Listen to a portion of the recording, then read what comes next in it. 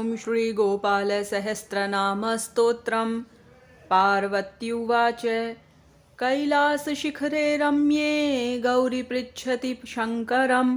ब्रह्माण्डाखिलनाथस्त्वं सृष्टिसंहारकारकः त्वमेव पूज्यसे लोकैर्ब्रह्मविष्णुसुरादिभिः नित्यं पठसि देवेश कस्य स्तोत्रं महेश्वर आश्चर्यमिदमाख्यानं जायते मयि शङ्कर तत्प्राणेश महाप्राज्ञ संशयं छिन्धि मे प्रभो। श्रीमहादेव उवाच धन्यासि कृतपुण्यासि पार्वती प्राणवल्लभे रहस्यातिरहस्यं च यत्पृच्छसि वरानने स्त्रीस्वभावान् महादेवी पुनस्त्वं परिपृच्छसि गोपनीयं गोपनीयं गोपनीयं प्रयत्नतः दत्ते च सिद्धिहानिः स्यात् तस्माद्यत्नेन गोपयेत् इदं रहस्यं परमं पुरुषार्थप्रदायकम् धनरत्नौघमाणिक्यं तुरङ्गं च गजादिकं ददाति स्मरणादेव महामोक्षप्रदायकम् तत्तेऽहं सम्प्रवक्ष्यामि शृणुष्वावहिता प्रिये योऽसौ निरञ्जनो देवः चित्स्वरूपी जनार्दनः संसारसागरोत्तारकारणाय नृणां सदा श्रीरङ्गादिकरूपेण त्रैलोक्यं व्याप्य तिष्ठति ततो लोका महामूढा विष्णुभक्तिविवर्जिताः निश्चयं नाधिगच्छन्ति पुनर्नारायणो हरिः निरञ्जनो निराकारो भक्तानां प्रीतिकामदः वृन्दावनविहाराय गोपालं रूपमुद्वहन् मुरलीवादनाधारी राधायै प्रीतिमावहन् अंशांशेभ्यः समुन्मील्य पूर्णरूपकलायुतः श्रीकृष्णचन्द्रो भगवान् नन्दगोपवरोद्यतः धरणीरूपिणी मात्री यशोदानन्ददायकः द्वाभ्यां प्रयाचितो नाथो देवक्यां वसुदेवतः ब्रह्मणाभ्यर्थितो देवो देवैरपि सुरेश्वरी जातो वन्यां मुकुन्दोऽपि मुरलो वेदरेचिका तया सार्धं वचः कृत्वा ततो जातो महीतले संसारसार सर्वस्वं श्यामलं महदुज्ज्वलम् एतज्ज्योतिरहं वेद्यं चिन्तयामि सनातनं गौरतेजो विना यस्तु श्यामतेजस्समर्चयेत् जपेद्वा ध्यायते वापि स भवेत्पातकी शिवे स ब्रह्मः सुरापि च स्वर्णस्तेयी च पञ्चमः एतैर्दोषैर्विलिप्येत तेजोभेदान्महेश्वरी तस्माज्ज्योतिरभूद्वेधा राधामाधवरूपकं तस्मादिदं महादेवी गोपालेनैव भाषितम् दुर्वाससो मुनिर्मोहे कार्तिक्यां रासमण्डले ततः पृष्टवती राधा सन्देहभेदमात्मनः निरञ्जनात् समुत्पन्नं मयाधीतं जगन्मयि श्रीकृष्णेन ततः प्रोक्तं राधायै नारदाय च ततो नारद तत्सर्वे विरला वैष्णवा जनाः कलौ जानन्ति देवेशी गोपनीयं प्रयत्नतः शठाय कृपणायाथ दाम्भिकाय सुरेश्वरी ब्रह्महत्यामवाप्नोति तस्माद्यत्नेन गोपयेत्। ॐ अस्य श्रीगोपालसहस्रनामस्तोत्रमहामन्त्रस्य श्रीनारद ऋषिः अनुष्टुप् श्रीगोपालो देवता कामो बीजं मायाशक्तिः चन्द्रः कीलकं श्रीकृष्णचन्द्रभक्तिरूपफलप्राप्तये श्रीगोपालसहस्रनामस्तोत्रजपे विनियोगः। ॐ ऐं क्लीं बीजं श्रीं ह्रीं शक्तिः श्रीवृन्दावननिवासः कीलकं श्रीराधाप्रियपरब्रह्मेति मन्त्रः धर्मादि चतुर्विधपुरुषार्थसिद्ध्यर्थे जपे विनियोगः। ॐ क्लां अङ्गुष्ठाभ्यां नमः। ॐ क्लीं तर्जनीभ्यां नमः। ॐ क्लूं मध्यमाभ्यां नमः। ॐ क्लैं अनामिकाभ्यां नमः। ॐ क्लूं कनिष्ठिकाभ्यां नमः। ॐ क्लः करतलकरपृष्ठाभ्यां नमः। ॐ क्लां हृदयाय नमः। ॐ क्लीं शिरसे स्वाहा। ॐ क्लूं शिखायै वषट्। ॐ क्लैं कवचाय हुम्। ॐ क्लौं नेत्रत्रयाय वौषट्। ॐ क्लः अस्त्राय फट्। कस्तूरितिलकं ललाटपटले वक्षस्थले कौस्तुभं नासाग्रे वरमौक्तिकं करतले वेणुं करे कङ्कणं सर्वाङ्गे हरिचन्दनं सुललितं कण्ठे च मुक्तावलिं गोपस्त्रीपरिवेष्टितो विजयते गोपालचूडामणिः फुल्लेन्दीवरकान्तिमिन्दुवदनं बर्हावतंस प्रियं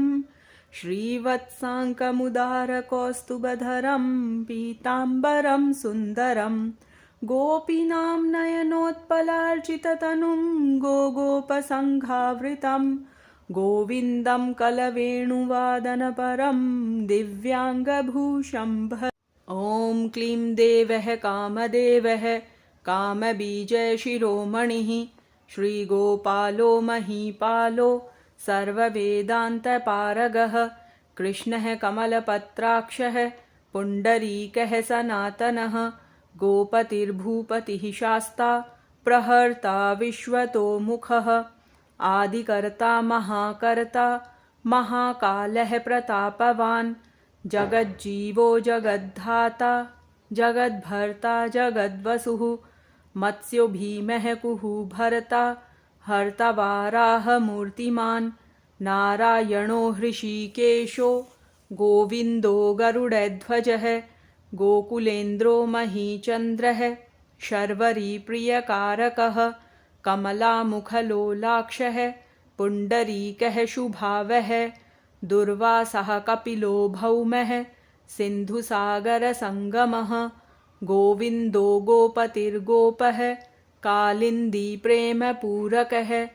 गोपस्वामी गोकुलेन्द्रो गोवर्धनवरप्रदः नन्दादिगोकुलत्राता दाता दारिद्र्यभञ्जनः सर्वमङ्गलदाता च सर्वकामप्रदायकः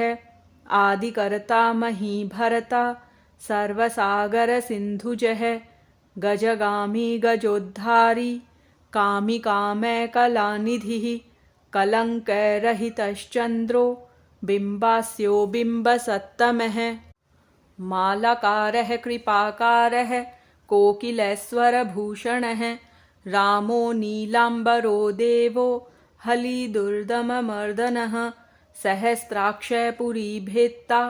महामारीविनाशनः शिवः शिवतमोभेत्ता बलारातिप्रपूजकः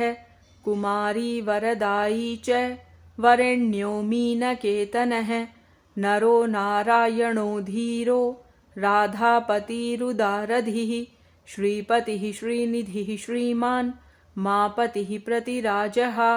वृन्दापतिः कुलग्रामी धामी ब्रह्म सनातनः रेवतीरमणो रामः प्रियश्चञ्चललोचनः रामायणशरीरोऽयं रामो रामः श्रियः पतिः शर्वरः शर्वरी शर्वः सर्वत्र शुभदायकः राधा राधयिता राधी राधाचित्तप्रमोदकः राधारतिसुखोपेतः राधामोहनतत्परः राधावशीकरो राधा हृदयाम्भोजषट्पदः राधालिङ्गनसम्मोह राधानर्तनकौतुकः राधासञ्जातसम्प्रीतो राधाकाम्यफलप्रदः वृन्दापतिः कोशनिधिः कोकशोकविनाशनः चन्द्रापतिः चन्द्रपतिः चण्डकोदण्डभञ्जनः रामो दाशरथी रामः भृगुवंशे समुद्भवः आत्मा रामो जितक्रोधो मोहो मोहान्धभञ्जनः वृषभानुभवो भावः काश्यपिः करुणानिधिः कोलाहलो हलीहाली हेलीहलधरप्रियः राधामुखाब्जमार्तण्डः भास्करो रविजाविधुः विधिर्विधाता वरुणो वारुणो वारुणिप्रियः रोहिणी हृदयानन्दो वसुदेवात्मजो बली नीलाम्बरो रौहिणेयो जरासन्धवधोमलः नागो नवाम्भो विरुदो वीरः वरदो बली गोपथो विजयी विद्वान् शिपिविष्टः सनातनः परशुरामैव चोग्राही वरग्राही श्रीगालः दमघोषोपदेष्टा च रथग्राही सुदर्शनः वीरपत्नी यशस्त्राता जराव्याधिविघातकः द्वारकावासतत्त्वज्ञः हुताशनवरप्रदः यमुनावेगसंहारी नीलाम्बरधरः प्रभुः विभुः शरासनो धन्वी गणेशो गणनायकः लक्ष्मणो लक्षणो लक्ष्यो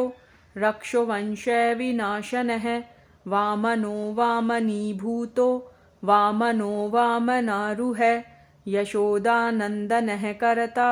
यमलार्जुनमुक्तिदः उलूखली महामानी दामबद्धावैषमी भक्तानुकारी भगवान् केशवो बलधारकः केशिहा मधुहा मोही वृषासुरविघातकः अघासुरविनाशी च पूतना मोक्षदायकः कुब्जा विनोदी भगवान् कंसमृत्युर्महामखी अश्वमेधो वाजपेयो गोमेधो नरमेधवान् कन्दर्पकोटिलावण्यश्चन्द्रकोटिसुशीतलः रविकोटिप्रतीकाशो वायुकोटिमहाबलः ब्रह्मा ब्रह्माण्डकर्ता च कमलावाञ्छितप्रदः कमलाकमलाक्षश्च कमलामुखलोलुपः कमलाव्रतधारी च कमलाभः पुरन्दरः सौभाग्याधिकचित्तोऽयं महामायी मदोत्कटः तारकारिः सुरेत्राता मारीचक्षोभकारकः भजे विश्वामित्रप्रियोदान्तो रामो राजीवलोचनः लङ्काधिपकुलध्वंसी विभीषणवरप्रदः सीतानन्दकरो रामो वीरो वारिधिबन्धनः खरदूषणसंहारी साकेतपुरवासवान् चन्द्रावलीपतिः कूलः केशिकंसवधोमलः माधवो मधुहा माध्वी माध्वीको माधवो विधुः मुञ्जाटवीगाहमानः धेनुकारिर्धरात्मजः वंशीवटविहारी च गोवर्धनवनाश्रयः तथा तालवनोद्देशी भाण्डीरवनशङ्खः तृणावर्तकृपाकारी वृषभानुसुतापतिः राधाप्राणसमो राधा वदनाब्जमधुव्रतः गोपीरञ्जनदैवज्ञः लीलाकमलपूजितः क्रीडाकमलसन्दोहः गोपिकाप्रीतिरञ्जनः रञ्जको रञ्जनो रङ्गो रङ्गिरङ्गमहीरुः कामः कामारिभक्तोऽयं पुराणपुरुषः कविः नारदो देवलो भीमो बालो बालमुखाम्बुजः अम्बुजो ब्रह्मसाक्षी च योगिदत्तवरो मुनिः ऋषभः पर्वतो ग्रामो नदीपवनवल्लभः पद्मनाभः सुरज्येष्ठी ब्रह्मरुद्रो हि भूषितः गणानां त्राणकर्ता च गणेशो ग्रहिलो ग्रही गणाश्रयो गणाध्यक्षः क्रोडीकृतजगत्त्रयः यादवेन्द्रो द्वारकेन्द्रो मथुरावल्लभोधुरी भ्रमरः कुन्तली कुन्ती सुतरक्षो महामखी यमुना वरदाता च काश्यपस्य वरप्रदः शङ्खचूडवधोद्दामो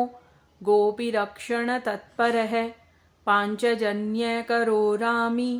त्रिरामी वनजोजयः फाल्गुनः फाल्गुनः सखो विराधवधकारकः रुक्मिणीप्राणनाथश्च सत्यभामा प्रियङ्करः कल्पवृक्षो महावृक्षः दानवृक्षो महाफलः अङ्कुशो भूसुरो भावो भ्रामको भामको हरिः सरलः शाश्वतो वीरो यदुवंशी शिवात्मकः प्रद्युम्नो बलकर्ता च प्रहर्ता दैत्यः प्रभुः महाधनी महावीरो वनमालाविभूषणः तुलसीदामशोभाढ्यो जालन्धरविनाशनः शूरः सूर्यो मृतण्डश्च भास्करो विश्वपूजितः रविस्तमोहवह्निश्च वाडवो वडवानलः दैत्यदर्पविनाशी च गरुडो गरुडाग्रजः गोपीनाथो महानाथो वृन्दानाथो विरोधकः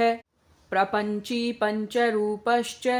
लतागुल्मश्च गोपतिः गङ्गा च यमुनारूपो गोदावेत्रैवती तथा कावेरी नर्मदाताप्ती गण्डकी सरयुस्तथा राजसः तामसः सत्त्वी सर्वाङ्गी सर्वलोचनः सुधामयो मृतमयो योगिनी वल्लभः शिवः बुद्धो बुद्धिमतां श्रेष्ठो विष्णुर्जिष्णुः शचीपतिः वंशी वंशधरो लोकः विलोको मोहनाशनः रवरावो रवो रावो बलो बालबलाहकः शिवो रुद्रो नलो नीलो लाङ्गलीलाङ्गलाश्रयः पारदः पावनो हंसो हंसारूढो जगत्पतिः मोहिनी मोहनो मायी महामायो महामखी वृषो वृषाकपिः कालः काली दमनकारकः कुब्जभाग्यप्रदो वीरः रजकक्षयकारकः कोमलो वारुणो राजा जलजो जलधारकः हारकः सर्वपापघ्नः परमेष्ठी पितामहः खड्गधारी कृपाकारी राधारमणसुन्दरः द्वादशारण्यसम्भोगी शेषनागफणालयः कामः श्यामः सुखः श्रीदः श्रीपतिः श्रीनिधिः कृति हरिर्नारायणो नारो नरोत्तमैषु प्रियः गोपालिचित्तहर्ता च कर्ता संसारतारकः आदिदेवो महादेवो गौरीगुरुरनाश्रयः साधुर्मधुर्विधुर्धाता त्राताक्रूरपरायणः रोलम्बी च हयग्रीवो वानरारिर्वनाश्रयः वनं वनी वनाध्यक्षः महावन्द्यो महामुनिः स्यमन्तकमणिप्राज्ञो विघ्नो विघ्नविघातकः गोवर्धनो वर्धनीयः वर्धनो वर्धनप्रियः वर्धन्यो वर्धनो वर्धी वार्धिष्णुः सुमुखप्रियः वर्धितो वृद्धको वृद्धो वृन्दारकजनप्रियः गोपालरमणीभरता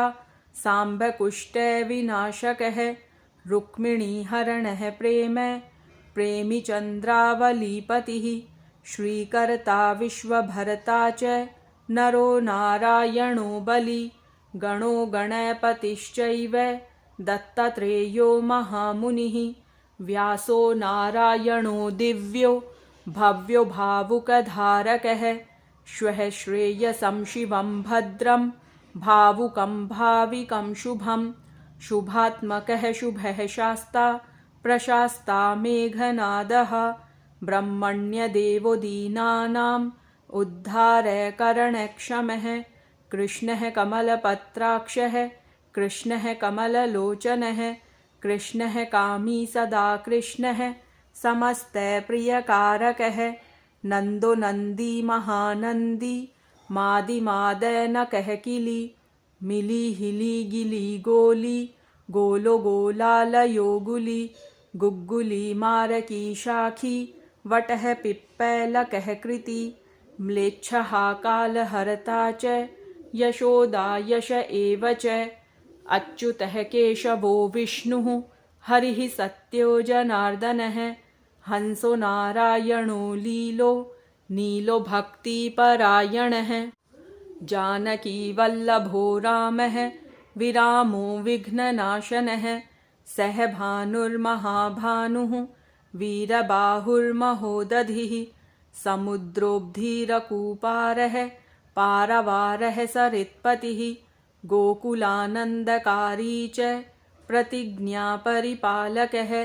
सदा रामः कृपारामः महारामो धनुर्धरः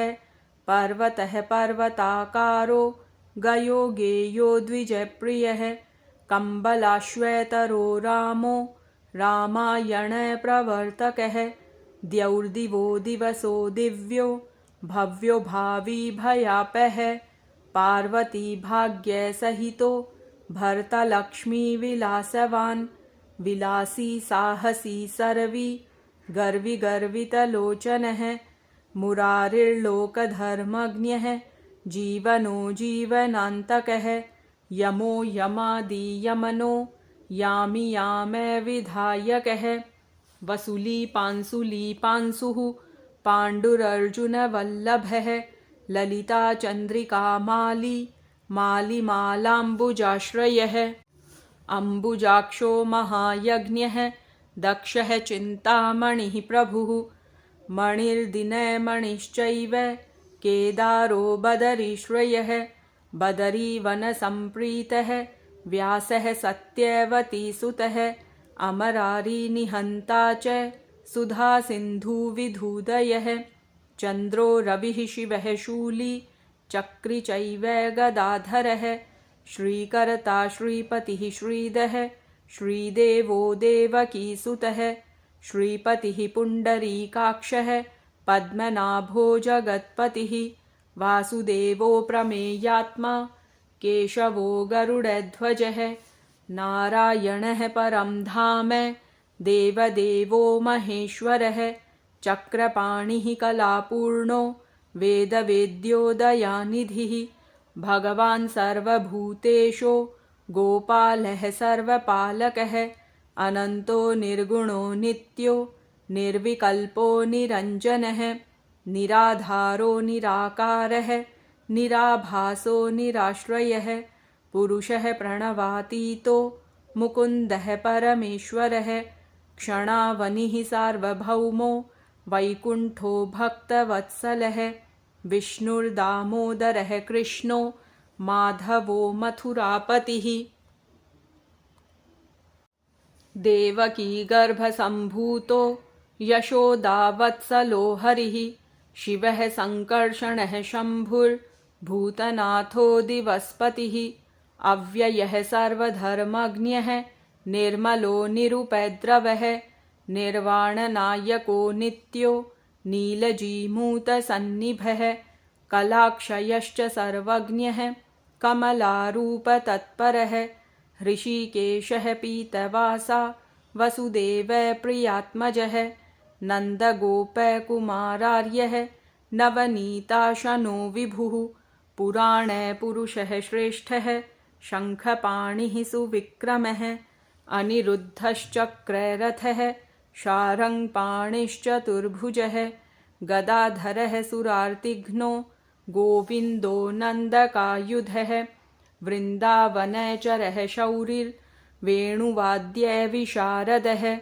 तृणावर्तान्तको भीम साहसी बहुविक्रमः शकटासुरसंहारी बकासुरविनाशनः धेनुकासुरसंहारी पूतनारिर्नृकेसरी पितामहो गुरुः साक्षात् प्रत्यगात्मा सदाशिवः अप्रमेयः प्रभुः प्राज्ञो प्रतर्क्यः स्वप्नवर्धनः धन्यो मान्यो भवो भावो धीरः शान्तो जगद्गुरुः अन्तर्यामीश्वरो दिव्यो दैवज्ञो देवसंस्तुतः क्षीराब्धिशयनो धाता लक्ष्मीवान् लक्ष्मणाग्रजः धात्रीपतिरमेयात्मा चन्द्रशेखरपूजितः लोकसाक्षी जगच्चक्षुः पुण्यचारित्रकीर्तनः कोटिमन्मथसौन्दर्यः जगन्मोहनविग्रहः मन्दस्मिताननो गोपो गोपिकापरिवेष्टितः फुल्लारविन्दनयनः चाणूरान्ध्रनिषूदनः इन्दीवरदलश्यामो बर्हिबर्हावतंसकः मुरलीनिनदाह्लादः दिव्यमाल्याम्बरावृतः सुकपोलयुगः शुभ्रुयुगलः सुललाटकः कम्बुग्रीवो विशालाक्षो लक्ष्मीवांशुभलक्षणः पीनवक्षाश्चतुर्बाहुश्चतुर्मूर्तिस्त्रिविक्रमः कलङ्करहितः शुद्धः दुष्टशत्रुनिबर्हणः किरीटकुण्डलधरः कटकाङ्गदमण्डितः मुद्रिकाभरणोपेतः कटिसूत्रविराजितः मञ्जीररञ्जितपदः सर्वाभरणभूषितः विन्यस्तपादयुगलो दिव्यमङ्गलविग्रहः गोपिकानयनानन्दः पूर्णचन्द्रनिभाननः समस्तजगदानन्दः सुन्दरो लोकनन्दनः यमुनातीरसञ्चारी राधमन्मथवैभवः गोपनारीप्रियोदान्तो गोपीवस्त्रापहारकः शृङ्गारमूर्तिः श्रीधामा तारको मूलकारणं सृष्टिसंरक्षणोपायः क्रूरासुरविभञ्जनः नरकासुरसंहारी मुरारीररिमर्दनः आदितेयप्रियो दैत्य भीकरो यदुशेखरः जरासन्धकुलध्वंसी कंसरातिः सुविक्रमः पुण्यश्लोकः कीर्तनीयः यादवेन्द्रो जगन्नुतः रुक्मिणीरमणः सत्य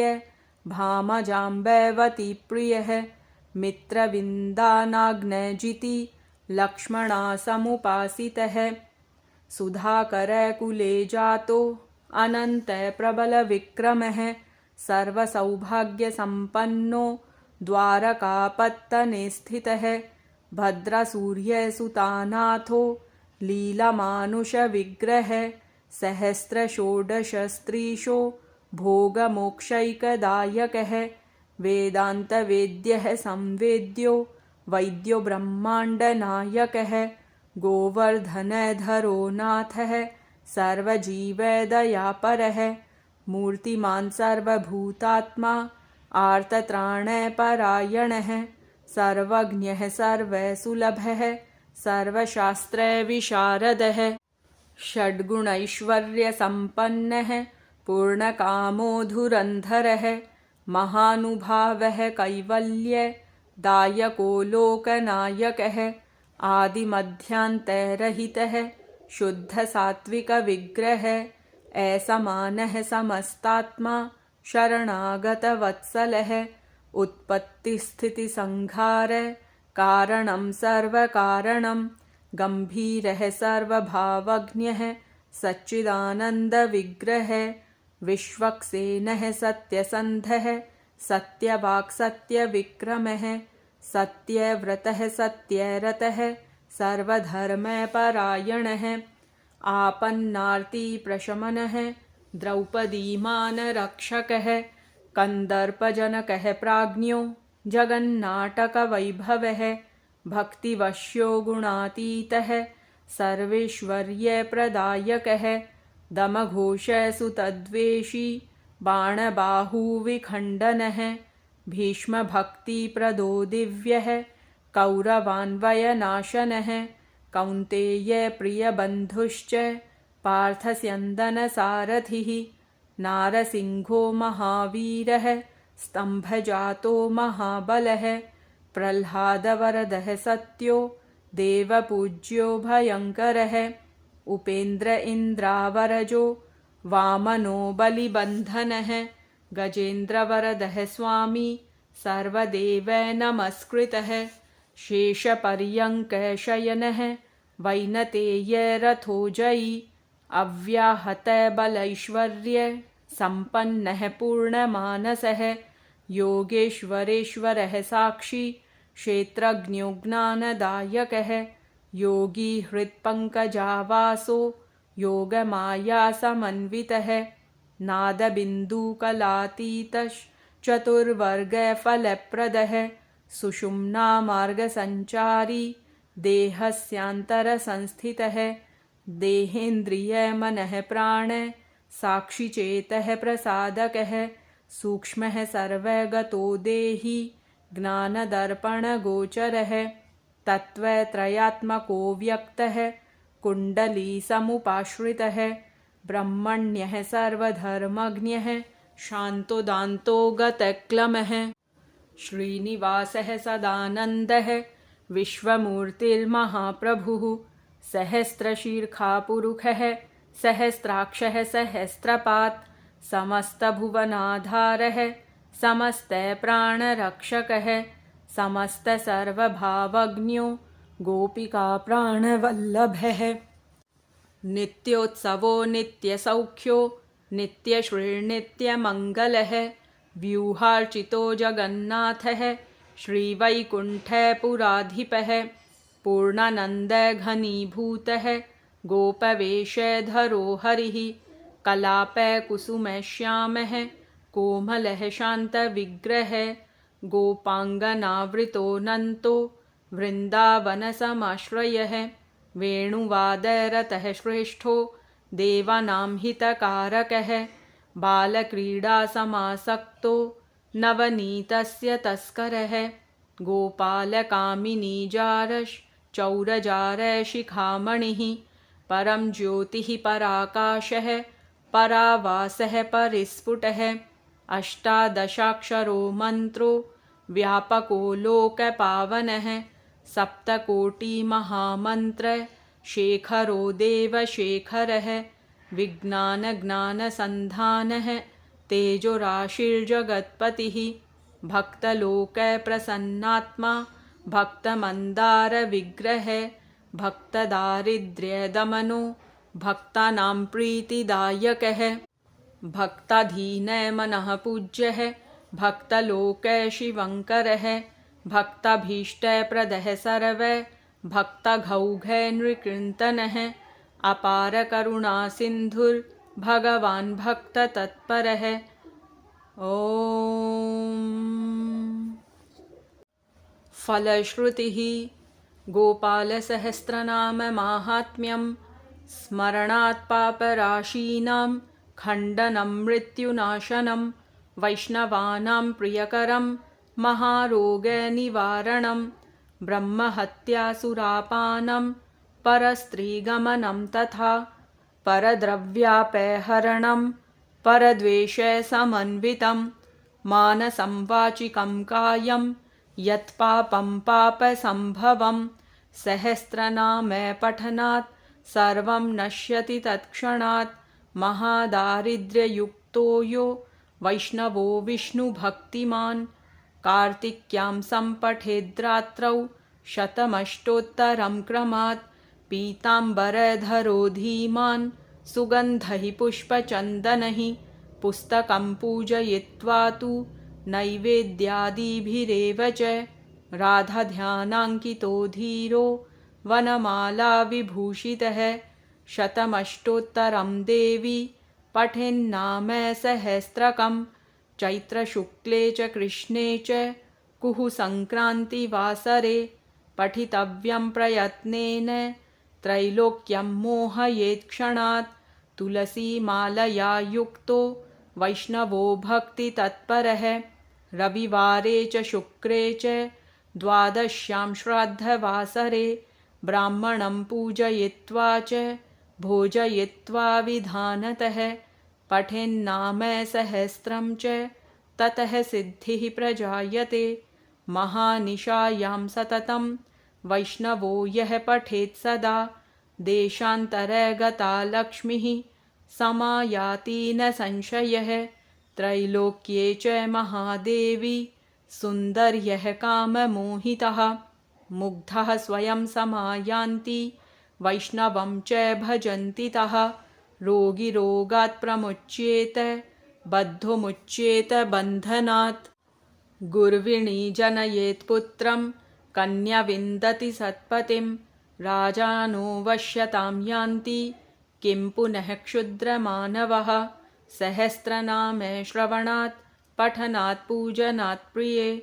धारणात् सर्वमाप्नोति वैष्णवो नात्र संशयः वंशीवटे चान्यवटे तथा पिप्पलकेऽथवा कदम्बपादपतले गोपालमूर्तिसन्निधौ यः पठेद्वैष्णवो नित्यं स याति हरिमन्दिरं कृष्णेनोक्तं राधिकायै मया प्रोक्तं तथा शिवे नारदाय मया प्रोक्तं